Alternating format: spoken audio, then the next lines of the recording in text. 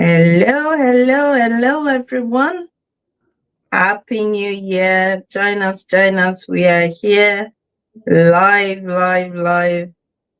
with Dr. Amaizu.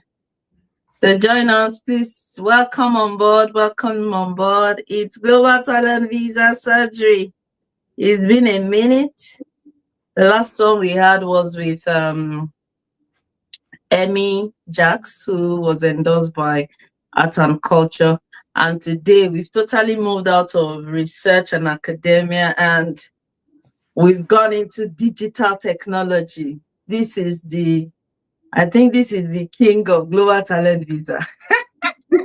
Because before anyone thought any other, endorsing body existed, everyone thought Global Talent Visa was all about digital technology. So I remember interviewing somebody. I was like, what are those misconceptions you want to, say about global time? I was like, it is not it's not only for tech people. I need people to hear that loud and clear. So digital technology, we're going to hear all about it. We've got a wonderful guest in the house. Welcome everyone. Let us know where you're joining us from. As usual, we are here live on Global Talent Visa Surgery. We're live on Instagram, we're live on Facebook, and we are live on YouTube. So please join us, share it. Let people know we are live and let us know where you are joining us from today. Welcome everyone. Our guest is ready. She's ready to tell us her story, to inspire us. And then she's also ready to answer your questions. So make sure you're taking notes. She's all around though. She's got a PhD. She's my guy at the top. All these AI people. Please, can we confirm we are speaking to you, please, Dr. Mary? Yeah. Hi, everyone. Good evening. Good. It doesn't sound AI. So welcome. We usually use the first 5-10 minutes to, just share Global Talent Visa. Most people should know it, but if you are joining this session, I'm sure you know what Global Talent Visa is. So please like this video if you're on YouTube, if you're on Instagram, share it with somebody. Let them come and hear about the Global Talent Visa, the digital technology pathway. Ever since we started Global Talent Visa, it's just all about sharing information about the Global Talent Visa. I basically, I was endorsed by Royal Society. Most of you know that by now, which is under the academia and research category.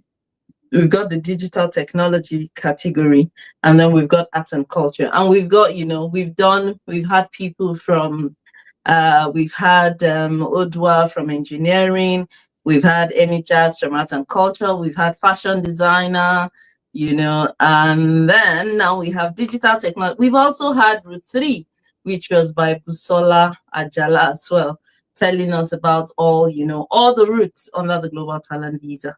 So please let us know where you are joining us from. Let us know where you're joining us from. If you don't know anything about Global Talent Visa, you would hear everything about it tonight. But I've got a whole playlist on my YouTube channel. So we're not going to be, dissecting the guideline for you here. But we're here to inform you. We're here to give you a lot of information. And we're here to inspire you. And then you can ask all your questions after the session. Dr. Maryleen is here to answer those questions. So please let's know where you're joining us from. Tell us. My name is Yemisi Adedeji, and this is my channel, Dr. Yems. I talk a lot about faith life in the UK. If you're new, that is me. And we've got a guest here. She's a co-founder of Glotale.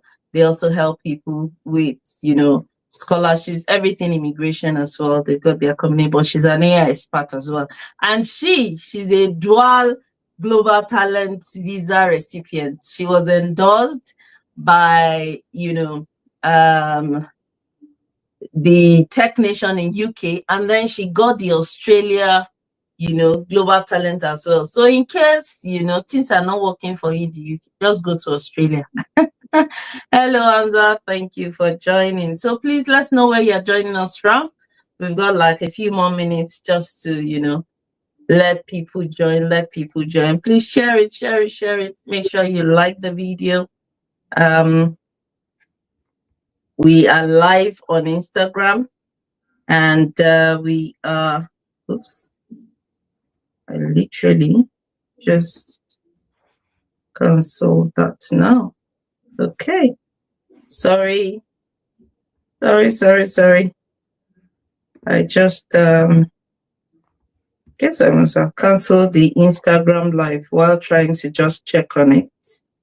Okay, so let's get that sorted. Sorry if you, for people on Instagram, I literally just canceled it. This whole technology thing, I'm trying my best to get used to it. So let us know where you're joining from. Hello, Refa. Hello from Nigeria. Hello from UK. Thank you very much. We've got our guest here, Dr. Maryleen. She's going to be telling us all about, her story. And then please get your questions ready. Any question you have about the Global Talent Visa, we are here to answer it. And I'm here as well for any other question, maybe under any other route you might want to ask. This is Global Talent Visa. We've had 5 good episodes. This is our 6th episode. So it's really been going well. Happy New Year. This is our first one for the year. Happy New Year to everyone. So please like this video, share it so we can, tell everyone all about it. I'm sorry, I just realized that I canceled the Instagram just while trying to check on it. So I would possibly reactivate that now. Okay, so yeah, so this is Dr. Maryleen. We're going to hear her story, and then we'll kick it off with questions later. The Global Talent Visa, I'm sure most of you by now know exactly what it is. Yes, it is Global Talent Visa. Exactly. It's a UK visa. We're talking about the UK Global Talent Visa, where the most talented people from anywhere in the world can come into the UK. There are 3 major parts: the digital technology, the research and academia, which have 4 different routes, which I focus on, because I was endorsed by Royal Society. And then we've got art and culture. If you check a playlist for our Global Talent Visa surgery, we've got, divers of guests who just come here to tell us all about it. And then today we've got Dr. Maryleen, and she's going to tell us about her story and then inspire us, and then we can all ask all our questions. So you have the floor, Ma, while I just reconnect Instagram quickly. Thank you so much. Welcome on board. Hi, everyone. Yeah, Maryleen, as Dr. Yemisi has already introduced. Thank you so much, Dr. Yemisi, and this would be my 2nd time coming on your channel. Yes. It's a pleasure. You're doing such a great job, so keep it Thank up. you.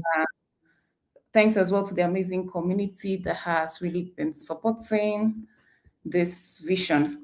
So I am, like I mentioned, I'm Maryleen. I came to the UK about 8 years ago as an immigrant, and actually came through a scholarship for my master's.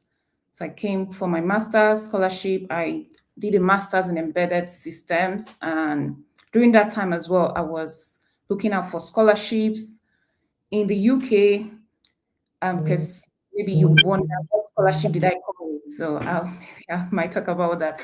But yeah, I came to the UK on a scholarship and also got another scholarship to do my PhD. It was a fully funded scholarship to do my PhD in the UK. So during that time, I was doing my PhD in computer science.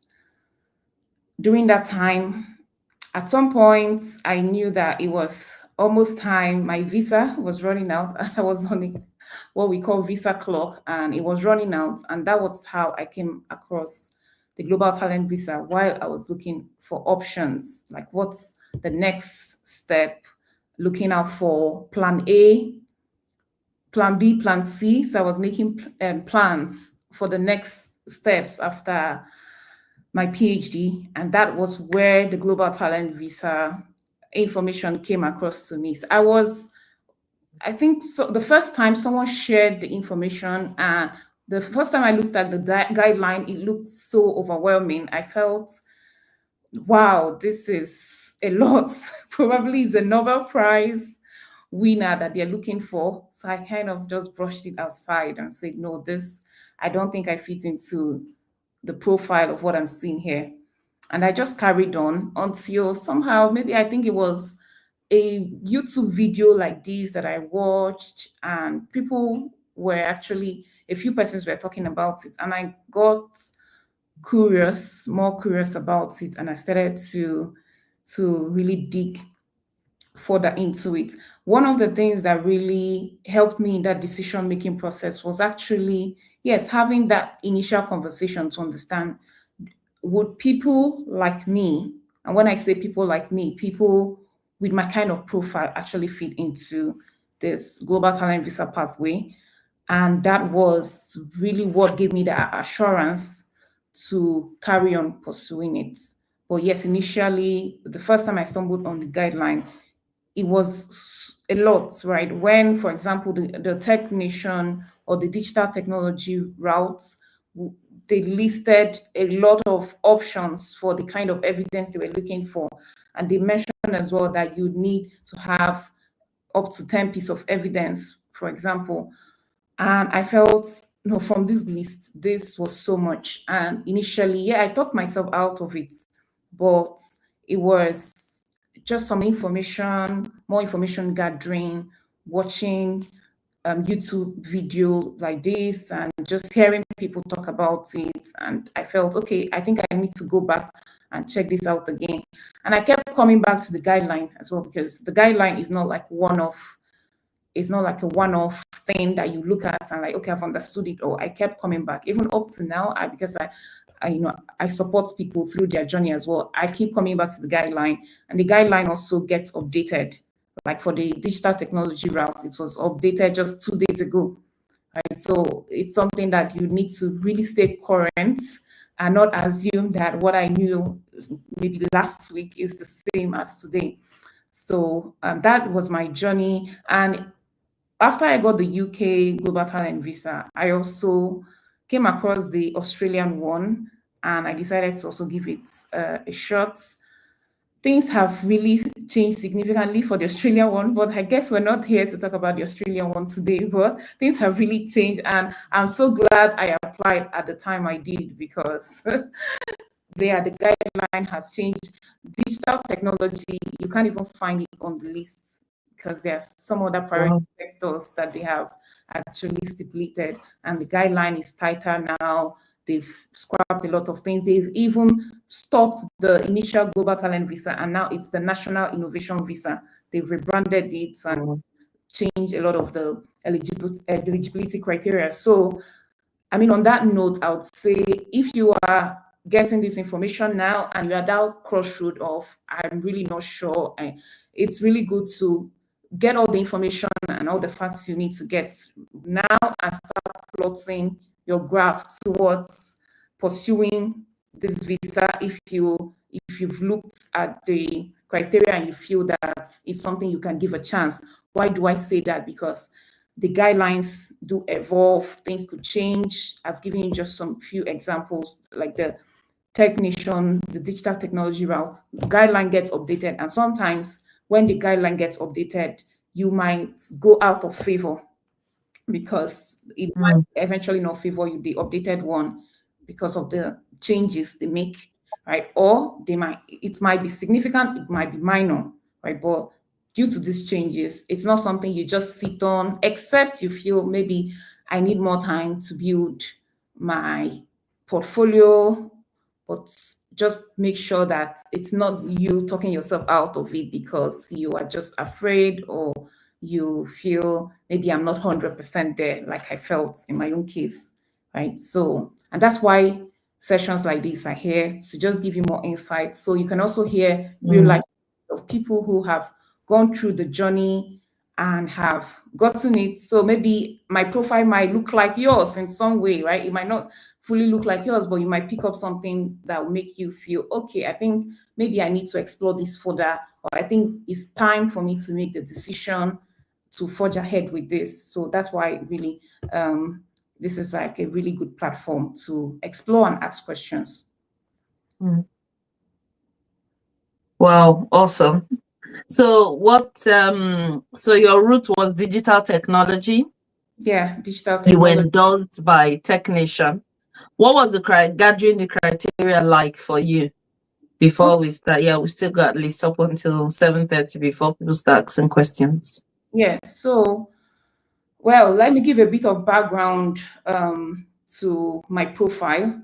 Like I mentioned, I thought I had a unique profile because as at then, when I was looking at some of the previous maybe alumni and people who had gotten the visa, I was really earnestly looking for profiles that were similar to mine, but I wasn't really finding those, except when I had a chat with a few persons and I began to, okay, maybe this one person went through this route and this was what their profile looked like. So I've got a research background and I've also got a tech background. So AI, machine learning was my core. I also had, because I had experience in training as well. As at then, I was working in a company, I was delivering training, I was working on content like data and AI related training. So working on content and upskilling people, putting together training programs and delivering training. So yeah, it felt like, okay, I've got this mix of experiences and background, and it wasn't like just 100% in one area. Yes, AI and machine learning was the dominant one, but because I was also doing research, it felt like, okay, which one would be a better choice? So, but good thing, the digital technology sector actually has a dedicated option for researchers. So, and that's what made me think, okay, this would be a good fit. But predominantly, people who were applying through the digital technology sector were not the typical researchers. You had more maybe founders, employees, technical and non-technical people in the digital technology, product-led kind of companies. So and those were the kind of profiles I was seeing predominantly. So for me, the eligibility, you'd have to look through the guideline anyway, because you'd have the mandatory criteria you have to meet around leadership, right? Something that shows leadership. I don't have to overthink it. Just the guideline gives you good enough examples of the kind of evidence you need to provide to meet that mandatory criteria. So you don't have to like start thinking outside the box, or what do I need to just read through the guideline, their examples. So what I did was, from the 10 examples they gave, I gave myself like a checklist. So out of these 10 examples of leadership, how many can I rated myself like, this is strong, this is like, okay, medium, and this is weak, right? So out of those 10 examples of mandatory criteria, which relates to leadership, I was able to then identify the ones that are really, really strong. So at least I have like 4 of them. And sometimes you might be confused between, okay, I have which one is stronger than the other, right? So that is also like, for us, we have strategy sessions where we just go through breaking this down so that you can be able to come up with the strongest 10 pieces of evidence you can use for the application. What I did then was, yes, just going through each of those examples and writing out what I think I have. And at that point, you might not be 100% detailed. You could just, like, some things would actually, skip your mind. You might not remember some things that you've done. But that is also the beauty of this application, because by the time you're done with this exercise, you're like, someone has gone 10 years back in your past and you've dug out many things that you actually just forgotten about. And you realize, in fact, you're looking at yourself, you're like, oh, wow, I was like, oh, really? You did all this, like I'm really proud of you. So you would be surprised at the things you've actually done that you've not actually really paid attention to. So all about you going back, thinking through your career history, what are the things you've done, taking yourself down that memory lane. What are the things you've done that actually suits this application, suits the kind of examples that they have provided in the guideline? And that's the starting point for me. It's just about this, strategizing and bringing out those examples. And from that point, you would begin to actually rate yourself whether, do I think that I stand the chance? I have these examples. Do I think they're strong or are they weak? And then if you're able to, they allow you have up to 10 for the digital technology sectors. So that doesn't mean you can have less, but most times, to be on the safer side, 10, right? But what I also tell people is that if it's better to have 9 strong evidence than 9 plus 1 weak one that would be the bad egg that would just spoil everything. So take off the bad egg, the weak one, and focus on the very strong one, because I've seen cases where people got rejected because there was just that one evidence that was just so weak, and maybe the assessors just capitalized on that very, very weak one.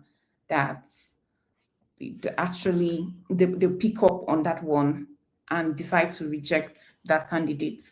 So that's the criteria. Everything you would find there is the mandatory, then the optional ones. Optional just means choose 2 out of 4, right? So obviously, in my case, mandatory was I couldn't change that. I needed to show leadership. Then 2 out of 4, I focused on work outside occupation. That is more like volunteering work I have done, because I had a lot of them. And I also went for research because, like I said, there is a dedicated optional criteria around research in digital technology, because they recognize that, digital technology, there are actually some researchers that are advancing the field. So they actually also gave an option for those ones. But there are also some other 2 options, innovation and impact. Mostly impact would be people who are founders or employees in the sector, in maybe a product-led company. So, but the strongest one, like I said, by the time you look at all you have, you can actually match it to which of my evidence would suit, or which criteria would suit these evidences that I have, and which one is strongest. And that's how I was able to shortlist those 2 as optional criteria. Wow. So before we start taking questions, so say somebody is in a place where they think they are ready, they are not sure if they are ready, they are thinking about it. What do you think are those first things that they need to start doing?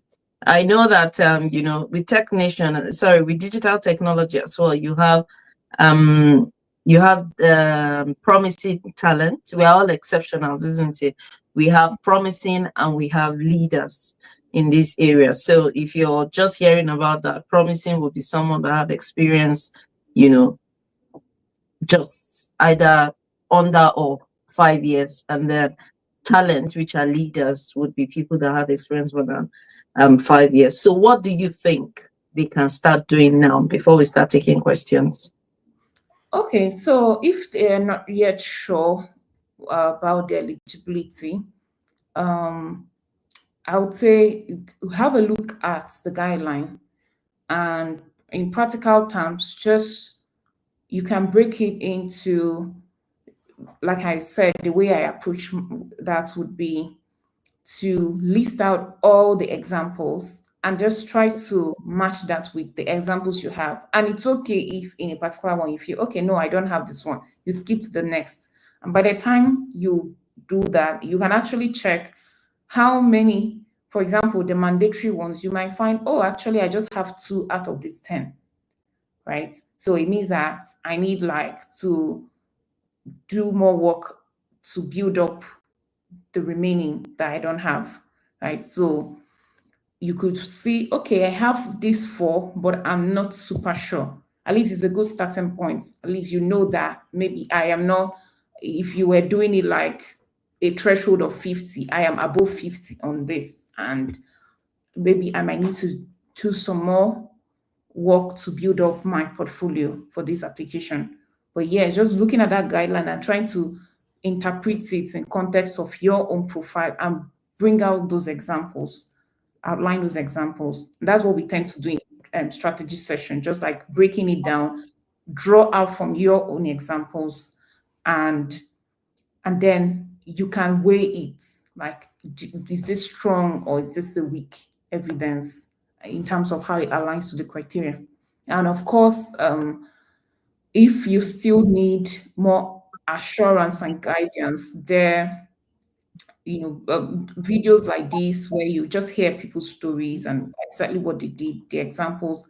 There is also the technician. There is a forum where people also just talk about their evidence, and people, is a public forum where people just also share experiences that might be of benefit to you. But what I'll just say, don't talk yourself out of it out of fear, or just because there is a lot on that list without actually trying to take it. Because it was until I took that list and just started breaking it down one after the other and just going through putting my own examples gradually. And it's not an exercise that you might complete in an hour or 2 hours. It might take you, let me go back and think about it. You come back again, you're like, okay, I forgot that I did this 3 years ago. Okay, now I need to add this. But also remember that for digital technology, you would need to focus on the work you've done the past 5 years. So that's also something to check. If most of your work were 10 years ago, that's good, but you wouldn't be able to use that in your evidence. So even for, it also applies to the leaders, that's the talents, the other routes that you mentioned. It doesn't matter whether you've been working in tech for 20 years, 15 years, they want to see that you've actually been in that field and contributed in the past 5 years, that you didn't just take a break and go somewhere and then you just been cruising the past 5 years and then come back and you just want to claim to be a talent. I'm a tech expert. Especially tech that is moving so quickly. So you need to be active in the field. So I guess that's why they want to see the work you've done past 5 years. But of course, on your CV, you can have all your career. If you've been in tech for 20 years, you can put all your 20 years experience. But the evidence you submit matching the guideline, the 10 pieces of evidence, they should all be within the work you've done the past 5 years. That's also what you use and check. Have I really done anything in this sector in the past 5 years? Right. And you start to put that list together. Until you start doing that, you might not even realize how much, I actually have a lot. But it's a way to gauge yourself to know how far off maybe you are from the mark.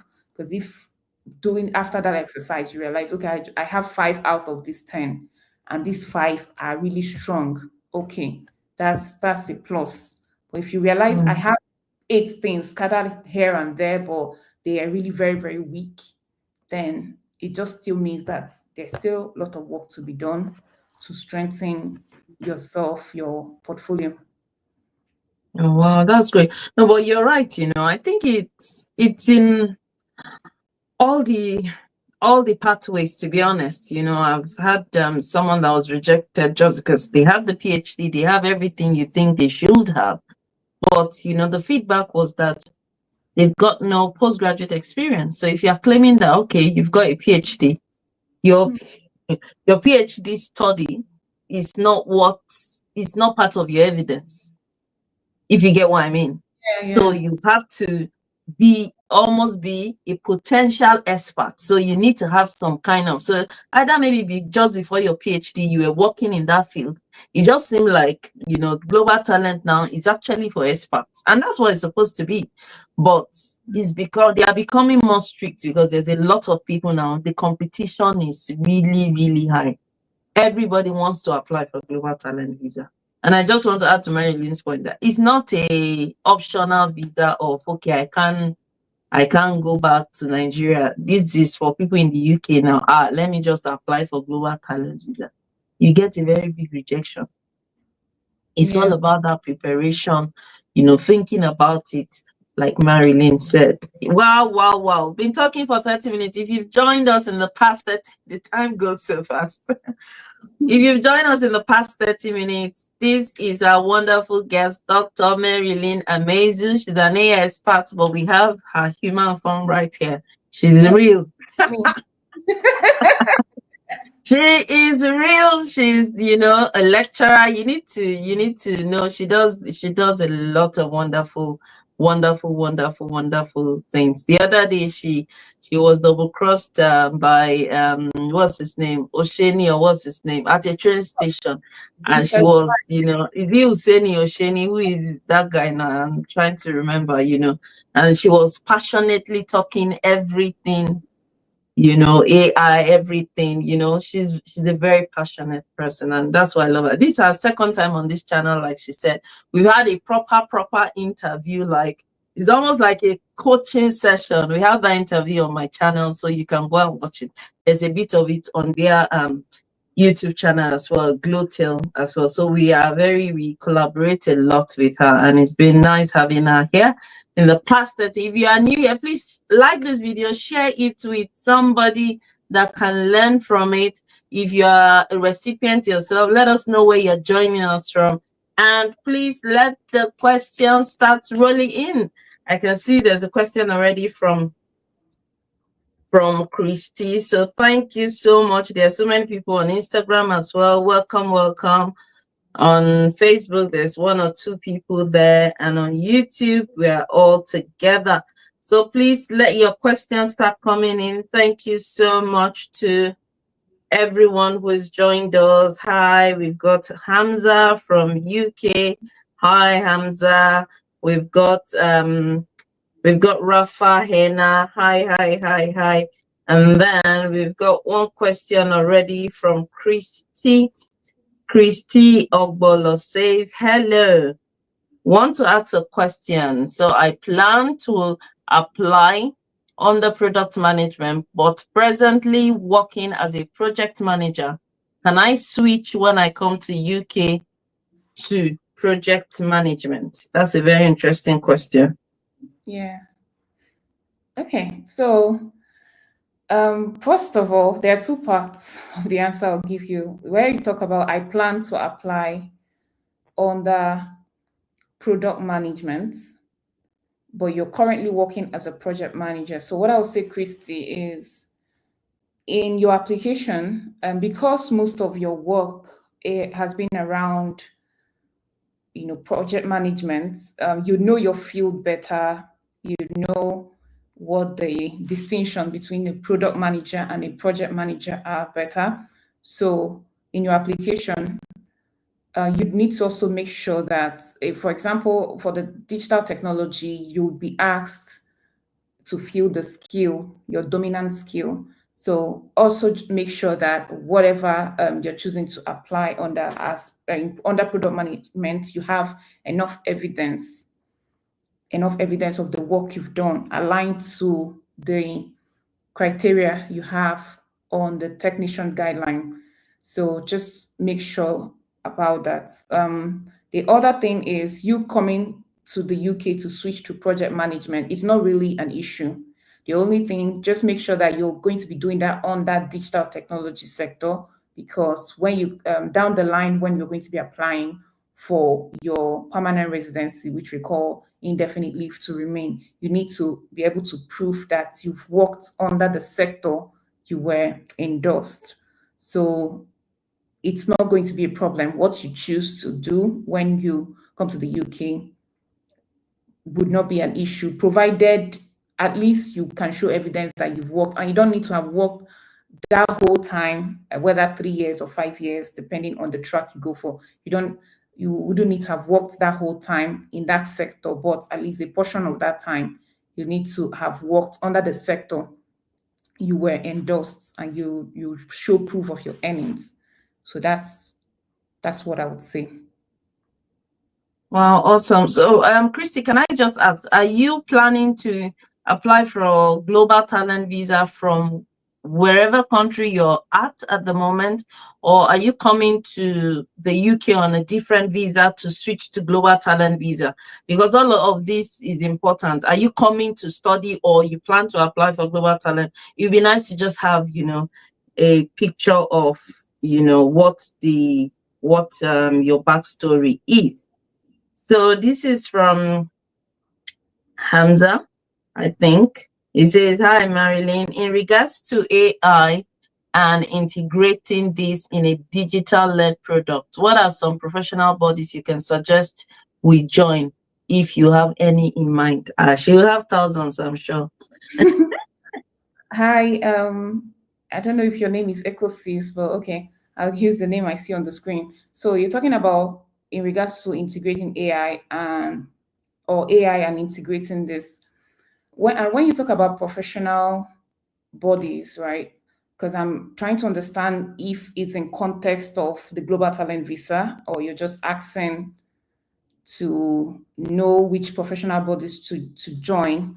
But with respect to the Global Talent Visa, there is really not much relationship between professional bodies, except within those professional bodies. One, they are aligned to digital technology, and two, you are either maybe having a leadership role, a significant leadership role that you can justify, or you're doing significant volunteering work outside your occupation. That's when. But if it's just joining as a member, so member of, for example, British Computer Society, is not going to really help you in your evidence. As a matter of fact, I wouldn't advise anyone using just member. You can have that on your CV, but not as an evidence, because there is no particular criteria that is aligned to professional membership with the UK's Global Talent Visa, right? But if you just want advice on professional membership, for example, in the UK, there is the British Computer Society, which is all about like membership aligned to any, even tech, digital technology. If you are in core engineering, although engineering also has the tech side, you should be looking at the chartered engineering body, right? But they are not particularly isolated to AI and integrating digital tech. So those bodies are more of either engineering or IT in general. So anybody even working in AI or software or any other tech field can join those professional bodies. But having when you don't have any experience at all and you are building evidence, don't you think joining a society, like being a member, excuse me, will help you in networking with people, connecting you? Because if you just don't have, if you're going to start out with no evidence, just starting from scratch, and you have a degree, for example, I would think joining any of those would help you network, will help you meet people, will help you to start looking for collaboration, especially if you're trying to build, your evidences. Or what do you think? No, absolutely. So absolutely. And it doesn't even need to be this official BCS kind of bodies. It could be, meetups, communities. Like there's one that I joined recently, MLOps, like machine learning operations community, right? They just focus on everything about integrating machine learning into products as well. So you could join, and there's so many communities springing up. So it could just be like normal community where people can network. If, as a matter of fact, one area that is going to significantly help you in your application is your referees, right? Your recommenders, because, for example, one of the recommenders I used was someone I met through an event. He was speaking at an event. So yes, like you mentioned networking, you can meet someone, you can build a professional relationship, and that person could eventually even provide you with recommendation for your application, right? So, and for this application, you know, this saying, your network is your net worth. In fact, you can't do without your network for the application. And yes, professional bodies, communities, just being with meetups, attending meetups, events, and just being in some form of organization, it would be very helpful. It can be helpful as long as you also do your own part to engage, to connect with people, to build, because it's a two-way street, right? So you have to also play your part to keep those connections and nurture them. Awesome. So yeah, Christy said, yes, I plan to apply for the Global Talent Visa from France, presently in France. Okay. Yeah. Okay. Makes Yeah, it does make sense, because if you're coming into the UK already with the digital technology, I know you have product led and all of that. So where does project management sit in all of this? Yeah, project management. So you can typically anyway with product-led companies, like I also work in a product-led company, and we have more of our team is composed of, you have the typical software engineers, machine learning engineers, product designer, product manager, because it's products that we are building. So you have the product manager, and they are the ones that interface also closely with the users. So in where you hear, from my understanding, project management, project managers, I've also worked in consulting, and project managers are used more in that environment because you have more of services, right? So for example, I was working on an AI architect role, and I would interface a lot with the project managers who also are involved in managing those projects, because they were public sector projects. It requires a lot of project management, and there are different tiers of project management involved. So in that sense, yes, project managers were more suitable.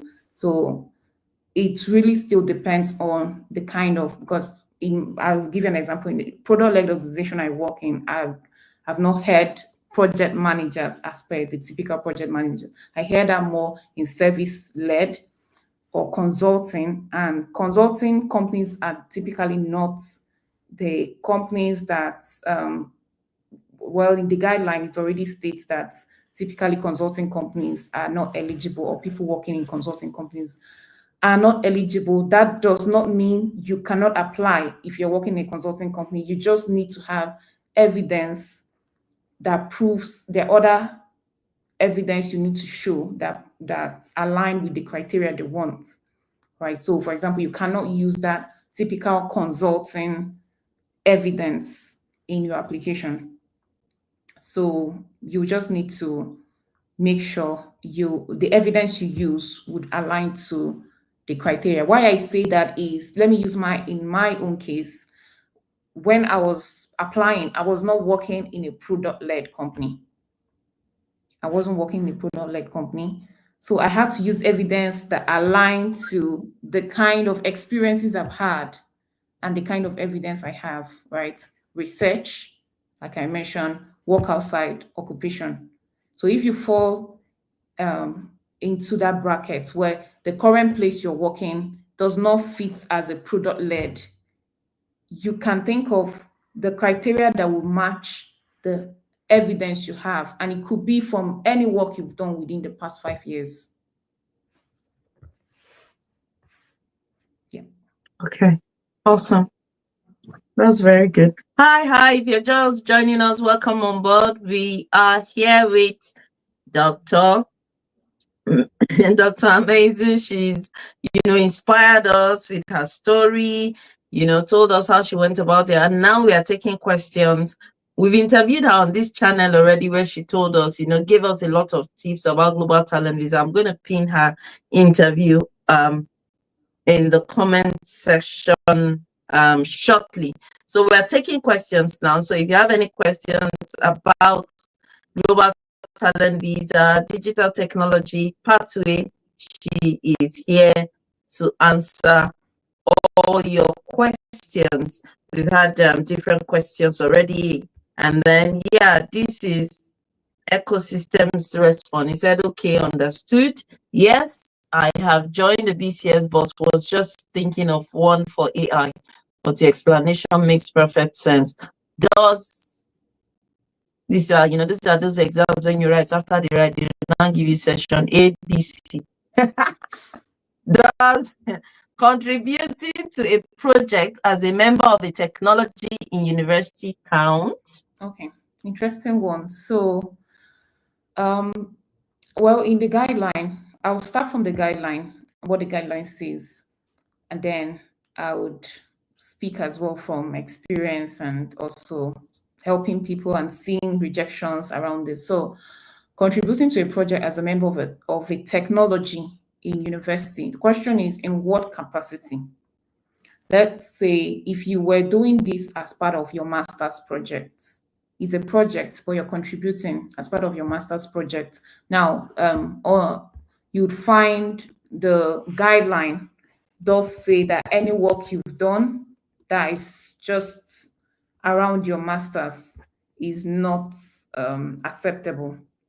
So if, for example, it's just related to your master's project, it's not going to be. So let me just read it out. It said research undertaking as part of an undergraduate or MSc thesis does not qualify for this criteria. That is under research. Maybe you've made significant contribution and it may be led to a publication, a paper that is published. But if it is research that you've undertaken as part of just your undergraduate or master's, it is not eligible, right? So that's the first question. In what capacity are you doing that project? Now, the second question would be, what is the nature of the project? What's the nature of the project? Is it a large project? Is it a small project? Because that would also determine where it might fall under. There's a guideline around projects that talk about in the mandatory criteria. It mentioned that if you are doing any project, so for example, outside of your normal day-to-day job, you led or you were a senior contributor to a large technology-led industry initiative, then that could count. So that now brings me to the top question. When you talk about contributing and you say as a member, are you contributing? What's the nature of your contribution? Are you leading? Are you just maybe just writing a paper, or is it really significant? That will also determine whether it's going to count. Because if it's just like a passive contribution, even if you use it, I've seen people rejected on the basis that, well, the assessor feels that their contribution is not really significant, especially when they're using it as part of their leadership criteria. Like it doesn't show leadership. It's like the normal expectation you'd have of an employee in that kind of role. There's nothing really exceptional about that. So you'd see that there's so many angles you need to be able to justify to make this a viable evidence to use. Wow, awesome. Awesome. So if, for example, you have a student, I know you're a lecturer, you have a student that just finished their undergrad and would like to apply for Global Talent Visa, what would you be saying to them? Well, just finished your undergrad. I've actually seen, I get involved in interviewing students who are even still in school and they maybe are doing an internship or applying for an internship. And you see that the kind of projects they get involved in, pet projects, group projects, sometimes outside school, just volunteering, you'd see that like I've seen some CVs and I've interacted with some, and I was really, really impressed. I've seen some portfolio, even of students, right? So that you are a student, especially in this time and age, it does not really limit you to what you can do, even outside your normal work. And the work I mean is your normal studentship or normal day to day being a student. So I'll just say, try to, that volunteering aspect is really going to be very handy. And there are so many in digital technology, there are so many opportunities for you to volunteer, for you to get on projects.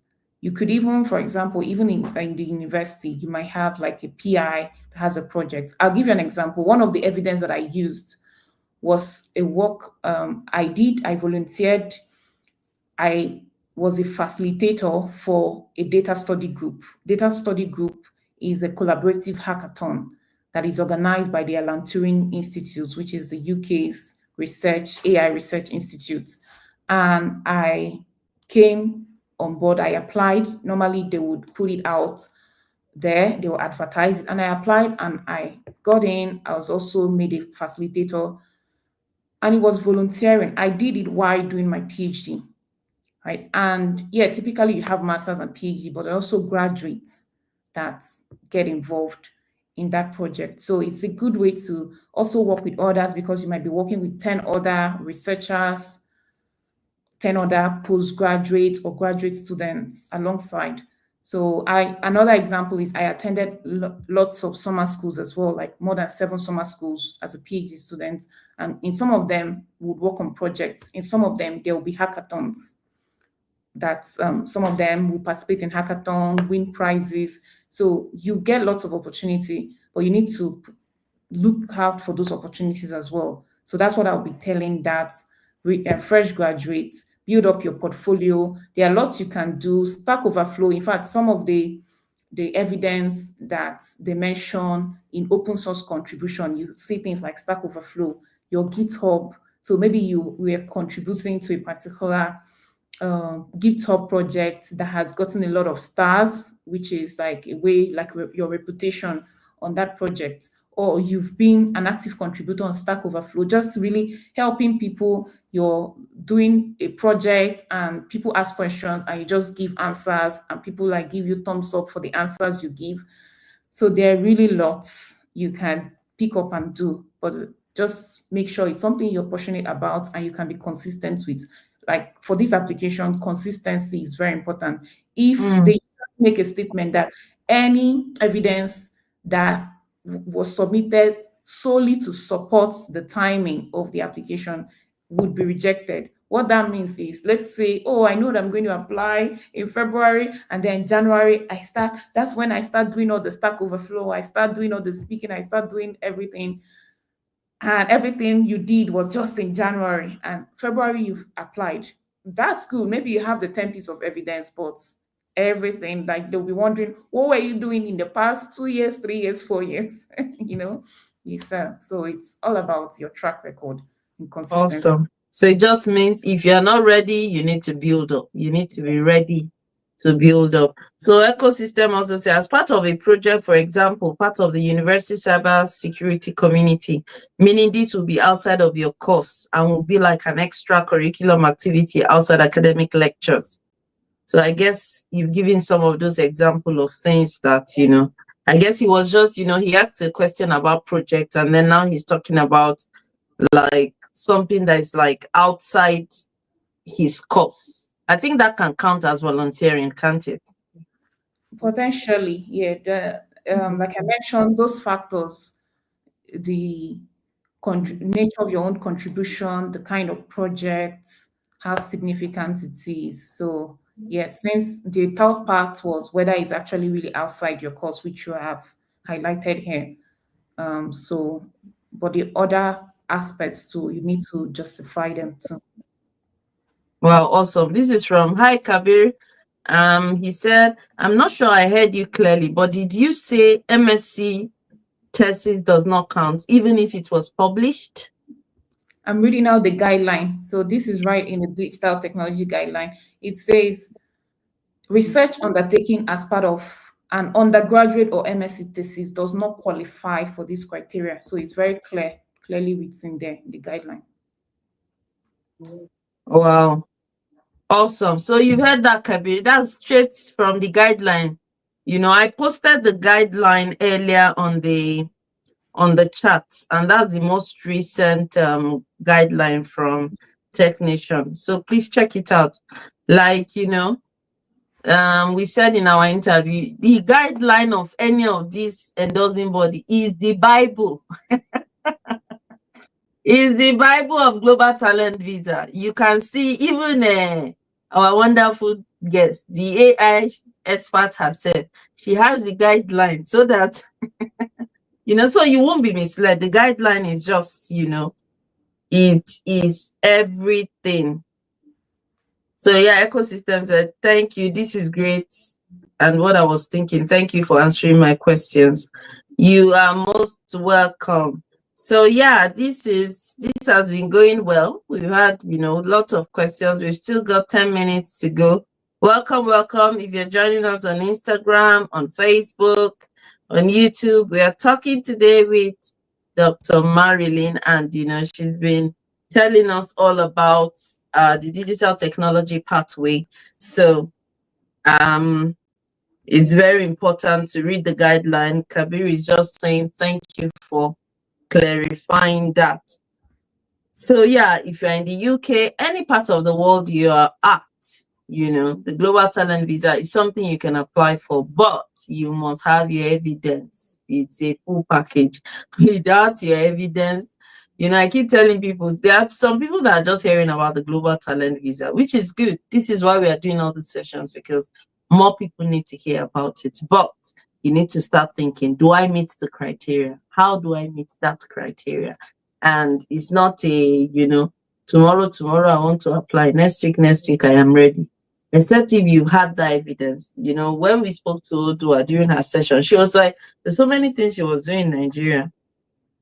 Doing a lot of NGOs, writing grants, a lot of things she was doing.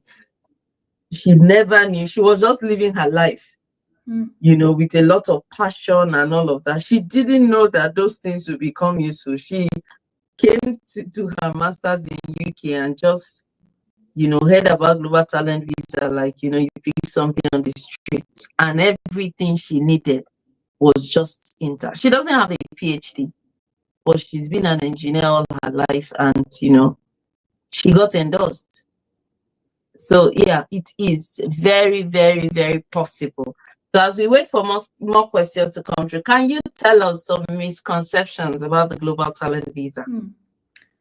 Misconceptions. So one misconception I'd say is around, people, like I gave from my own story.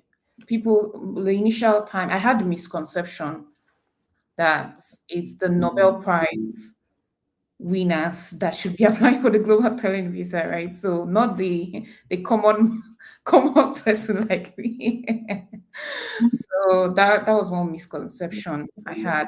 And I think there's also another misconception still related to that just looking at the guideline, it can be very intimidating. That's like pages and pages, and it keeps getting updated. Like if you look at the change log, they keep changing, and you're like, okay, so just looking at that, it feels at the very start intimidating and overwhelming. But like in my own case, I eventually didn't allow that deter me, right?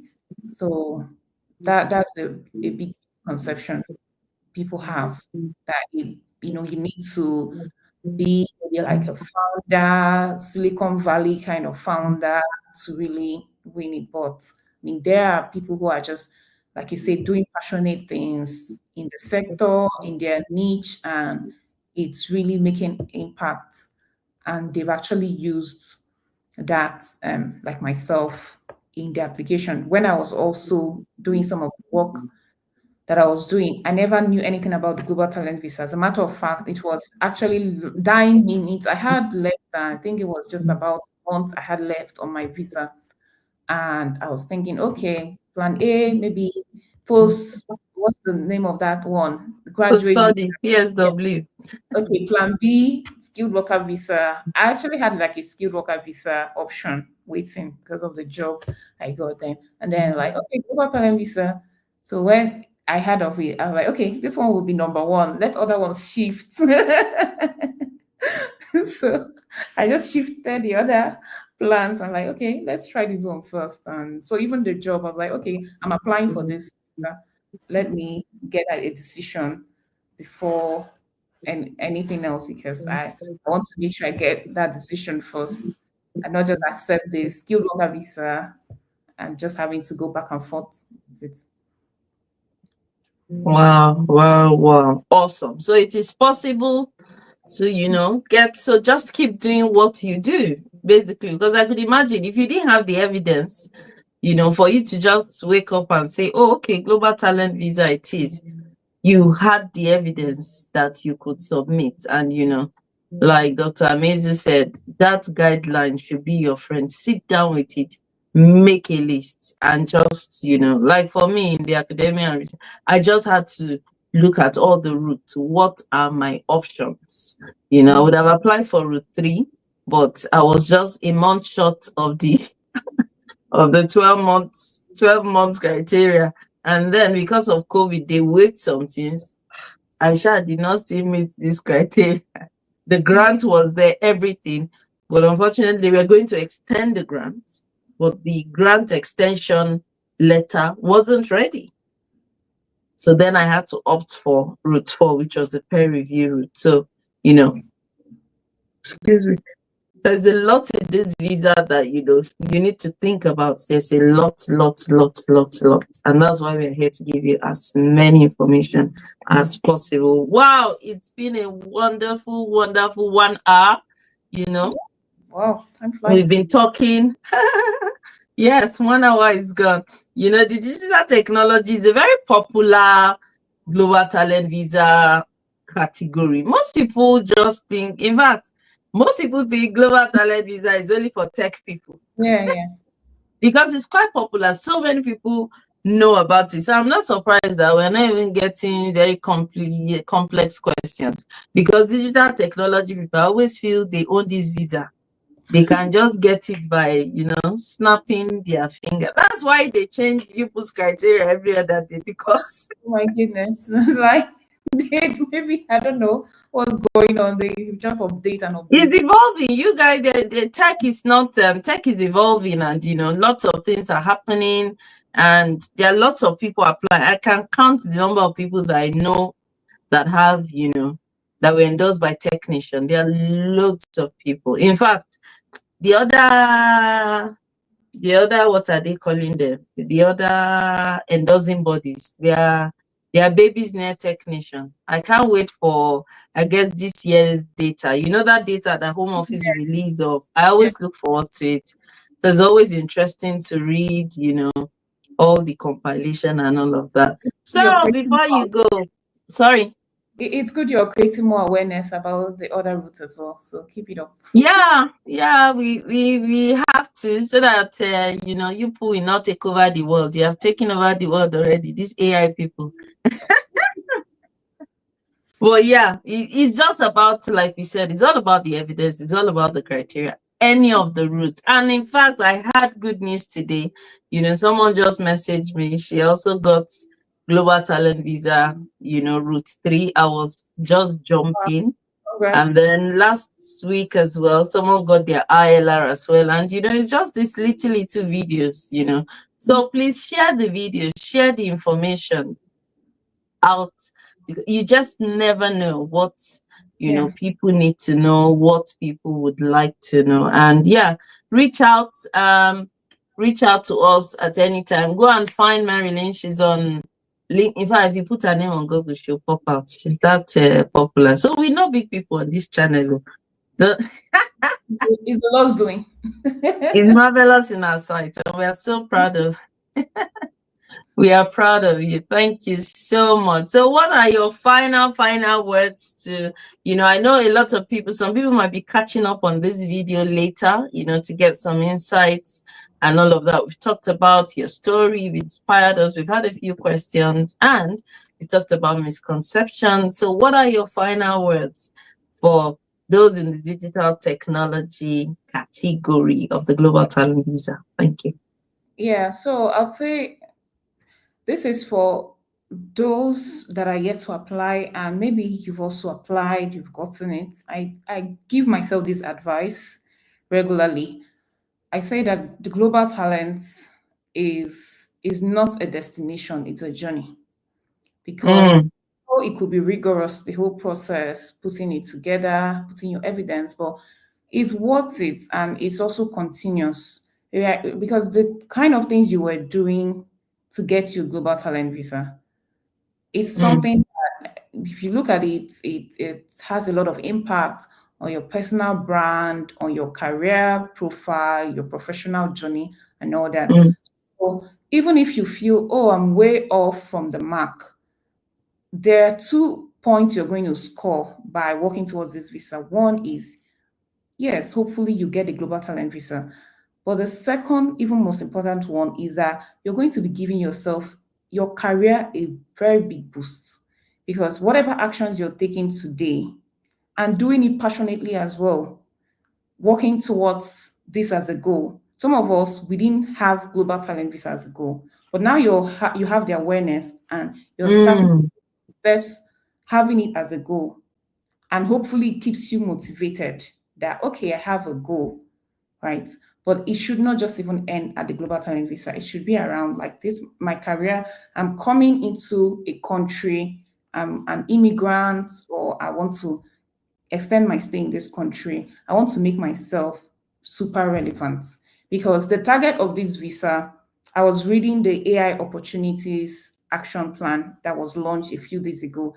And part of what they mentioned there is that they want to retrain, they want to train, they want to retain, and they want to mm, attract talents, right, in the AI space. And it's similar to other maybe priority sectors like digital technology. So you'd see that there is a lot, and they did mention even certain things about attracting talents.